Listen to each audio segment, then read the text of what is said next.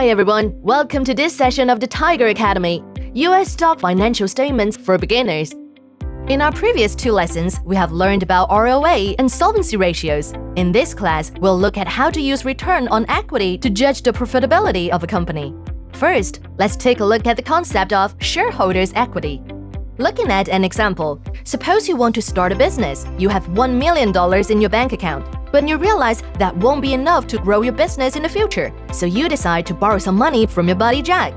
After some negotiation, you manage to persuade him. Jack invests $500,000 in your company and becomes your partner. Now you are the biggest shareholder, and he's now the second biggest shareholder.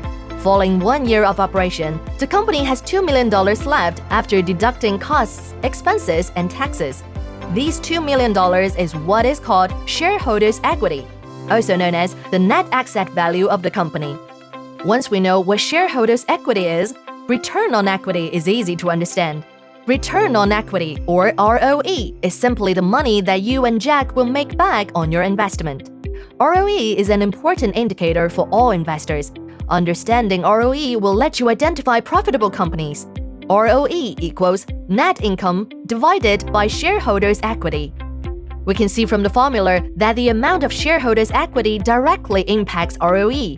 So, we have to first understand the elements of shareholders' equity in order to better understand its relationship to ROE. Now, to help you identify profitable companies, let's take a look at the specific types of shareholders' equity. These include common stock, preferred stock, capital reserve, and treasury stock. First, let's take a look at the common stock. Common stock is the most common form of stocks. As most of you know, a company raises money from the public through the issuance of stock and bonds. A bond is like an IOU that will have to be repaid, with interest, at some point in the future. On the other hand, issuing common stock to raise money is like asking an investor to join your company and to share in its success as well as in its failures. Investor will only make money if the company makes a good profit. The company has no obligation to return investors' initial investment at a future date. Second, there is preferred stock. Issuing preferred stock is also a way for a company to raise money. However, it is different from common stock. The first difference is, holders of preferred stock have no voting power. Common stock represents ownership of company and so gives its holders the power to elect the company's board of directors, a right not enjoyed by holders of preferred stock. The second difference is that preferred stock pays a fixed dividend, which is not affected by market volatility. As with bonds, preferred stock has a fixed dividend that is not affected by stock price or earnings. Payment of common stock dividends, however, depends on the profitability of a company and is not guaranteed. This also means that dividend payments to preferred shareholders are not affected by the ups and downs of the market. The third difference is that when a company files for bankruptcy, preferred shareholders will receive compensation before the holders of common stock. In the case of liquidation due to bankruptcy, the order of priority of payment is bondholders greater than preferred shareholders greater than common shareholders. Listed companies generally see issuing preferred stock as an expensive form of financing. So good companies generally don't do it. You'll find that companies with a sustainable competitive edge usually haven't issued much preferred stock. The third item is capital reserve. Once you understand common and preferred stock, it's easy to understand capital reserve. I'll use your buddy Jack as an example again. Suppose that Jack's company issued preferred stock with a face value of $20, which is then sold to the public at $50. As a result, $20 will be booked into the preferred stock account, and the surplus of $30 will be booked into the capital reserve account. The same rule applies to common stock. Suppose that Jack's company issues common stock with a face value of $100, which is then sold to the public at $120. Consequently, $100 will be booked into the common stock account, and the surplus of $20 will be booked into the capital reserve account. Moreover, if Jack's company is engaged in advanced technology and receive funding through government grants, these funds will be booked into the capital reserve accounts as well. Finally, let's take a look at treasury stock. Treasury stock is simply stock that a company takes out of circulation by repurchasing it and keeping it in inventory. Why would a company do that, you may ask? Let me explain. Let's say that Jack's company is now listed and doing well.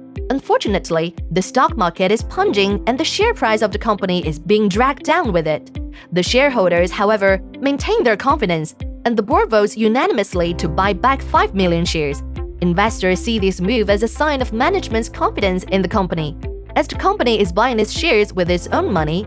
As expected, this move will boost investor sentiment and cause the share price to rise. Now, where do the repurchased shares go? If cancelled, these shares cease to exist. However, if they're held for possible reinsurance in the future, the repurchased shares are classified as treasury stock. It's important to note here that the presence of treasury stock on the company's balance sheet indicates that it is financially strong and competitive enough to have enough cash on hand to buy back its own stock. I hope you're clear now on the 4 categories that make up shareholders' equity. Simply put, shareholders invest a sum of money into a company, which is called shareholders' equity. The company uses this money to operate its business, and the net income earned from these operations is the net return for shareholders. So analysts calculate the company's ROE to determine whether the company is making money and is worth investing in. ROE is arrived at by dividing net income by shareholders' equity. It demonstrates the company's ability to earn a profit using its own funds. If Jack's company, after a year of operation, makes $150,000 in net income and has $1 million in shareholders' equity, then its ROE is 15%. A high ROE demonstrates strong earning power. We should always look for strong companies with high ROE that will generate consistently healthy returns for us. ROE is one of Buffett's favorite indicators. He looks for companies with an ROE of at least 15%. Did you know that Apple has maintained an average annual ROE of 45.5% over the past decade? If you had bought 10,000 shares of Apple in November of 2011, it would have cost you $11,780. The value of those same shares today will be $147,870. That would mean a cumulative return of 1,250% over 10 years. If you find and invest in a company with ROE consistently above 15% and hold on to it for the long term, you will have a good chance of seeing a healthy return in the future. Now you know why ROE matters so much to Warren Buffett. Let's summarize. In this session, we learned about common stock, preferred stock, capital reserve, and treasury stock, as well as ROE, an important indicator for Warren Buffett. Investors should include companies with ROE consistently above 15% on their watch lists. And that wraps up our lessons on the balance sheet. Congratulations! You've taken another step forward on the road to investing like a pro. So far, we've learned how to calculate a company's return on assets and how to access its solvency and profitability. In the next class, we'll use Apple's 2020 balance sheet as a case study to apply what we've learned. See you next time!